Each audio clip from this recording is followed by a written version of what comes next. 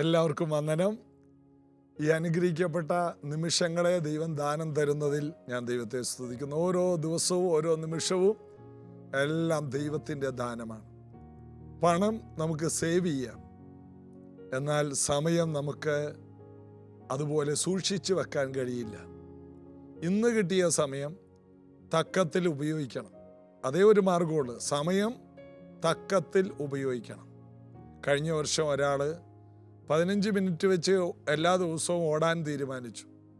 എന്നാൽ ചില ദിവസമൊക്കെ മുടക്കം വന്നു. അതുകൊണ്ട് വർഷത്തിൻ്റെ ഒടുവിലായപ്പോൾ അദ്ദേഹം 3 മാസം ഓടേണ്ടി വന്നു എന്ന ഒരു ജോക്ക് ഞാൻ കേട്ടിട്ടുണ്ട്. കാരണം അദ്ദേഹം ഒട്ടും ഓടിയില്ല. അതുകൊണ്ട് പിന്നെ 3 മാസത്തിൽ നല്ല സമയം മുഴുവൻ ഓട്ടം, എന്നാലേ ഓടി തീരൂ. പിന്നത്തേക്ക് വെക്കാൻ കഴിയില്ല. നമ്മൾ ഓരോ ദിവസവും മാറ്റിവെച്ചാൽ, ചെയ്യേണ്ട കാര്യം ചെയ്യാതെ പോയാൽ അത് വലിയൊരു പരാജയം. ചില പറയും സമയമില്ലെന്ന്, ചുമ്മാ പറയുന്നതാണ്. ജീവിതത്തിൽ നല്ല ലക്ഷ്യമുള്ളവർ അതിൻ്റെ പ്രയോറിറ്റി, മുൻഗണന, പ്രാധാന്യം അറിഞ്ഞ് 1, 2, 3, 4 അങ്ങനെ ചെയ്യും. ആദ്യം ചെയ്യേണ്ടത് ഏതാണ്? ഏറ്റവും പ്രധാനപ്പെട്ടത്. അത് കഴിഞ്ഞിട്ടുള്ള പ്രാധാന്യം രണ്ടാമത്. അങ്ങനെ പ്രയോറിറ്റി അനുസരിച്ച് ചെയ്താൽ നമുക്ക് എല്ലാ കാര്യവും ചെയ്യാം. നമ്മൾ ചെയ്യുന്ന പല കാര്യങ്ങളും ആവശ്യമില്ലാത്തതാണ്. ചിലപ്പോൾ ചില ബന്ധുക്കളോ ചില സുഹൃത്തുക്കളോ നമ്മുടെ വീട്ടിൽ വന്നാൽ അവിടെ ഇരിക്കും, അവരുടെ കൂടെ നമ്മളും ഇരിക്കും. 2 ചായയും കാപ്പിയും ഒക്കെ കഴിഞ്ഞാൽ അവർ പോകത്തില്ല. അപ്പോൾ സമയത്തിന് വിലയില്ലാത്തവരുടെ കൂടെ വെറുതെ സമയം പാഴാക്കരുത്. തിരക്കുള്ളവരെ കണ്ടുപിടിക്കുക. അവർക്കെല്ലാം ഒരു ഡിസിപ്ലിൻ ഉണ്ടാകും. ലക്ഷ്യത്തിലുള്ളവരാണ് അവർ. അപ്പോൾ സമയത്തെ കൈകാര്യം ചെയ്യാൻ പഠിച്ചാൽ നമ്മൾ വിജയിച്ചു. യേശു സമയം തക്കത്തിൽ ഉപയോഗിച്ച് ഏറ്റവും ഒടുവിൽ നിവർത്തിയായെന്ന് പറഞ്ഞു 3.5 വർഷം കൊണ്ട് മാനവജാതിയുടെ വീണ്ടെടുപ്പ് മുഴുവനും കർത്താവ് സാധിപ്പിച്ചു. യേശു 70-ാമത്തെ വയസ്സിലല്ല ക്രൂശിൽ മരിച്ചത്. യേശു മരിച്ചത് 33.5 തിരുവയസ്സിലാണ്. അതുകൊണ്ട് കാര്യങ്ങളെല്ലാം പൂർത്തിയാക്കി. യേശു പൂർത്തിയാക്കിയ കാര്യം ചെയ്യാനായിട്ട് നമുക്ക് 90 വയസ്സ് കൊണ്ട് തികയുന്നില്ല. അതാണ് കർത്താവും നമ്മളും തമ്മിലുള്ള വ്യത്യാസം.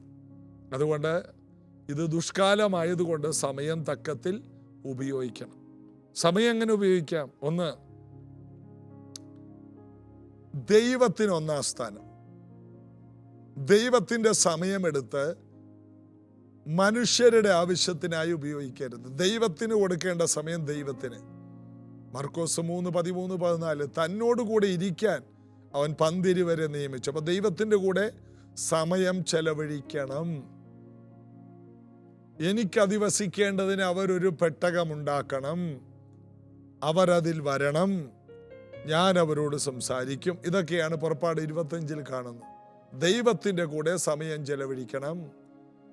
അബ്രഹാം ദൈവത്തിൻ്റെ സ്നേഹിതനായിരുന്നു, ദൈവത്തോട് കൂടുതൽ സമയം ചെലവഴിച്ചിരുന്നയാൾ. ഹാനോക്ക് ദൈവത്തിൻ്റെ കൂടെ നടന്നു. ഇങ്ങനെയെല്ലാം നമ്മൾ കാണുമ്പോൾ സമയം ജ്ഞാനത്തോടെ ചെലവാക്കി. ദാവീദ് പറഞ്ഞു, യഹോവയുടെ മനോഹരത്വം കാണാനും അവൻ്റെ മന്ദിരത്തിൽ പാർക്കാനും ഞാൻ ആഗ്രഹിക്കുന്നു. സൈന്യങ്ങളെ, യഹോവേ, നിന്റെ പ്രാകാരങ്ങളെ ഞാൻ വാഞ്ചിച്ച് മോഹിച്ചു പോകുന്നു എന്ന്. അത് വലിയൊരു ആഗ്രഹമായിരുന്നു, വലിയൊരു ദാഹമായിരുന്നു കർത്താവിൻ്റെ കൂടെ സമയം ചെലവഴിക്കുക എന്നുള്ളത്. അതിനു വേണ്ടി 1-ാം സ്ഥാനം അങ്ങനെയുള്ളവർ കൊടുത്തു. അവർ ജയാളികളായി മാറി.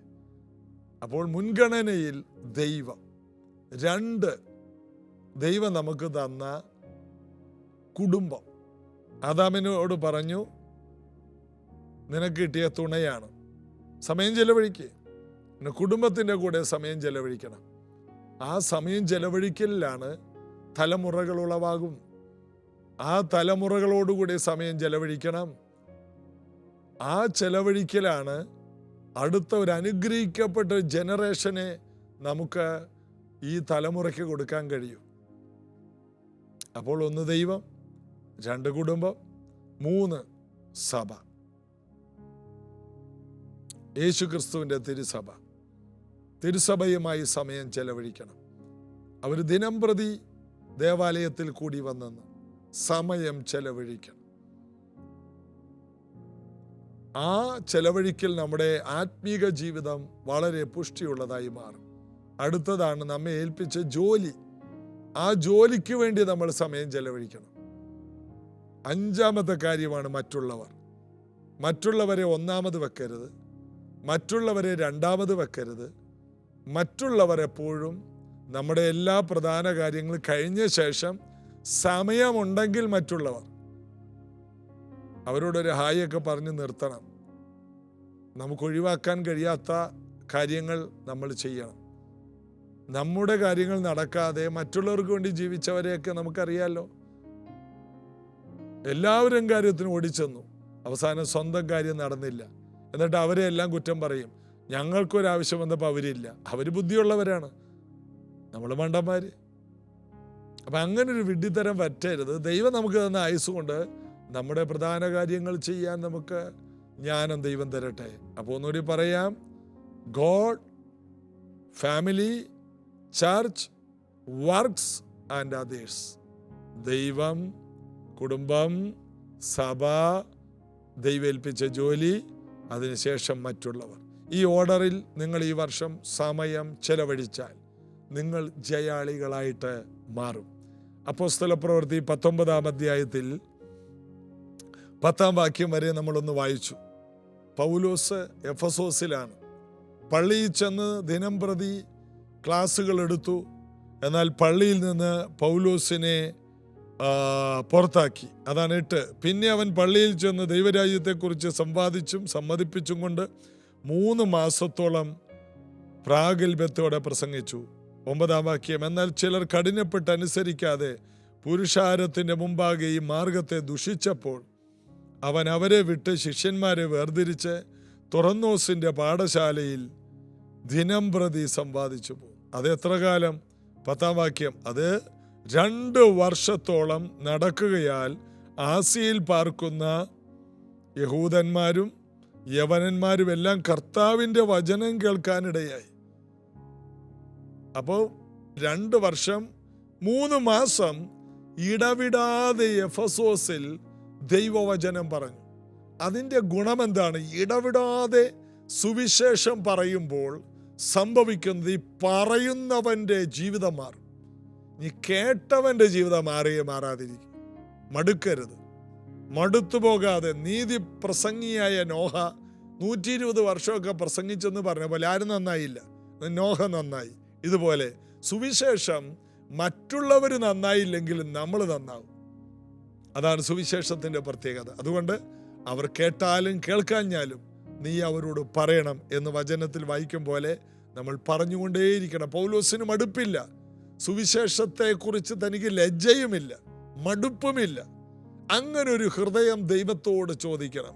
അതിൻ്റെ അനന്തരഫലം 11-ാം വാക്യത്തിൽ കാണാം.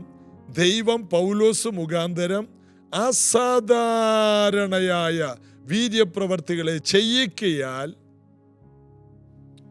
അവൻ്റെ ശരീരത്തിൽ നിന്ന് റൂമാലും ഉത്തരീയവും രോഗികളുടെ മേൽ കൊണ്ടുവന്നിടുകയും വ്യാധികൾ അവരെ വിട്ടുമാറുകയും ദുരാത്മാക്കൾ പുറപ്പെടുകയും ചെയ്തു. പൗലോസ് എന്ന മനുഷ്യൻ വചനം പറഞ്ഞ് എഫെസോസിൽ ആരുമില്ലാത്ത സമയത്ത് ഏറ്റവും ദുർഘടമായി, ഏറ്റവും ഇരുട്ടുള്ള, ഏറ്റവും അന്ധതയുള്ള ആ സ്ഥലത്ത് സുവിശേഷം പറഞ്ഞ് ജനങ്ങൾ രക്ഷിക്കപ്പെട്ടതിനേക്കാൾ ഉപരി അവൻ വലിയ ശക്തിയുള്ളൊരു അഭിഷിക്തനായി പുറത്തു വന്നു. അപ്പോൾ തന്നെ ഏഷ്യയിലുള്ള എല്ലാവരും വചനം കേട്ടു. രക്ഷയ്ക്ക് മതിയായ വചനം, വെറും വചനമല്ല. പൗലോസ് പറയുന്ന വചനം കേട്ടാൽ ജനങ്ങൾക്ക് രക്ഷിക്കപ്പെടാനുള്ള ഒരു ദാഹമുണ്ടാകും, സൗഖ്യമാകാനുള്ള മനസ്സുണ്ടാകും. അങ്ങനെ ഹൃദയപൂർവ്വം സത്യം സംസാരിക്കുന്ന ഈ പൗലോസ് മുഖാന്തരം ഭയങ്കരമായ ഒരു ചലനം അവിടെ ഉണ്ടായി. അതിൻ്റെ ഗുണമെന്ന് പറഞ്ഞാൽ പൗലോസ് മുഖാന്തരം അസാധാരണ വീര്യപ്രവർത്തികൾ ചെയ്തു. മുടന്ന് നടക്കുന്നു, കുരുട്ട് കണ്ണ് തുറക്കുന്നു, മരിച്ചവർ ഉയർക്കുന്നു. എല്ലാം അവിടെ എഴുതിയിട്ടില്ല. അസാധാരണമായ ദൈവപ്രവൃത്തി. അപ്പോസ്തല പ്രവൃത്തി 12 വരെ വായിക്കുമ്പോൾ പത്രോസ് മുഖാന്തരം അസാധാരണമായ ദൈവപ്രവൃത്തി. എന്നാൽ പിന്നീട്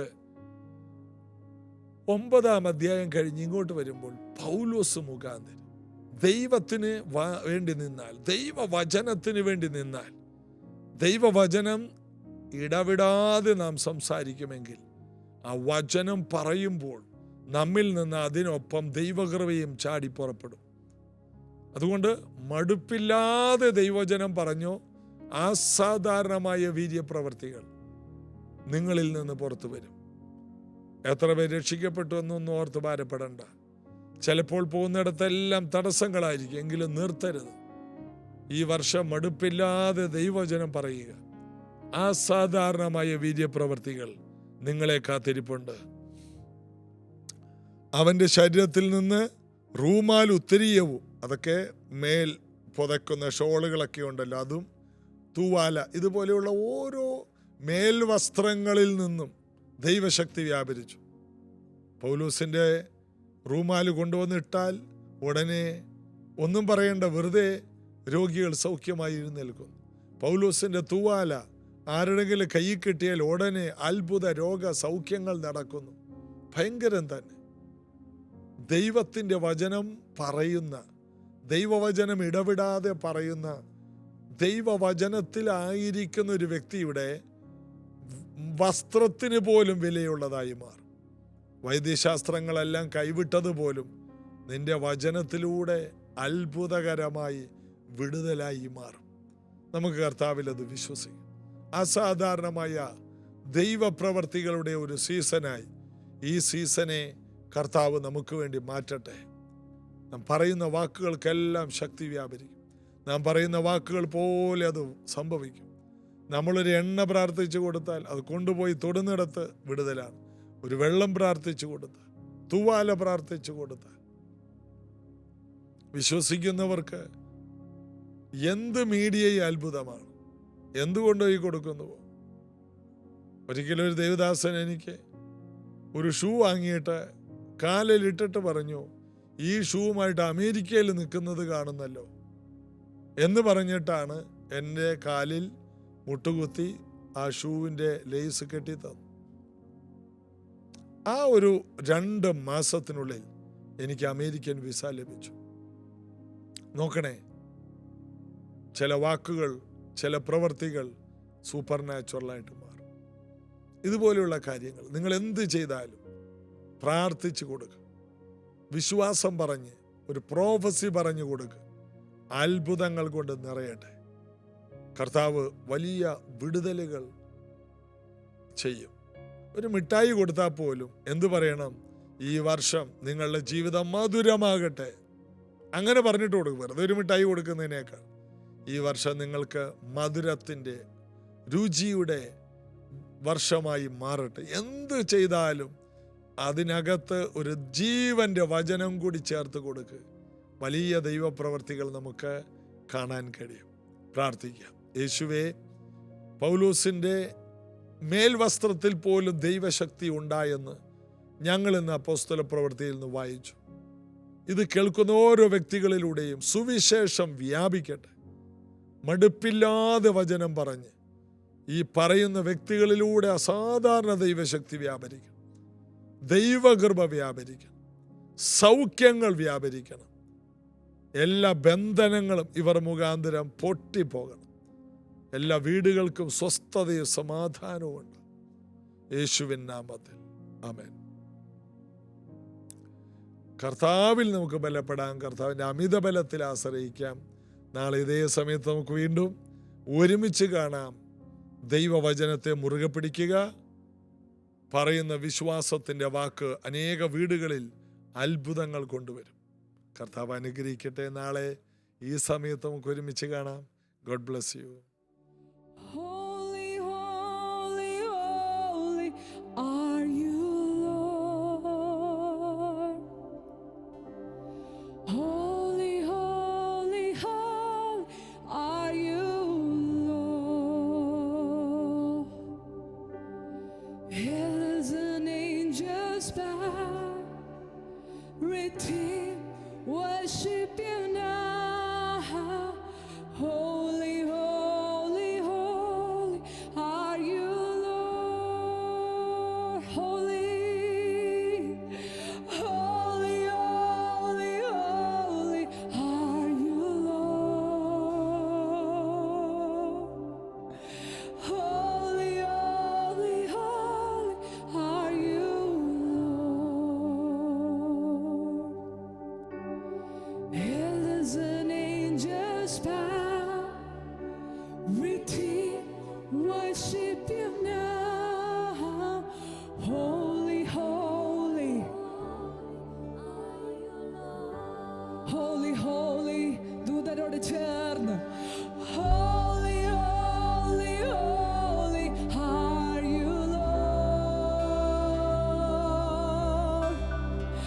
Holy, holy, holy are you, Lord. Elders and angels bow, redeem, worship you now. Holy, holy, holy are you, Lord. Holy, holy, holy are you, Lord. Oh, we worship you. Holy, holy, holy are you, Lord. Elders and angels bow, redeem, worship you now. Holy, holy, holy are you, Lord. കർത്താവിന്റെ രക്തത്താൽ വീണ്ടെടുക്കപ്പെട്ടവർ ചേർന്ന് Holy, holy, holy are you, Lord. Holy, holy, holy are you, Lord. Elders and angels bow to redeem, worship you now. Holy, holy, holy are you, Lord. We sing holy. Holy, holy, holy are you, Lord. Oh, each day. Holy, holy, holy are you, Lord. Elders and angels bow, redeem, worship you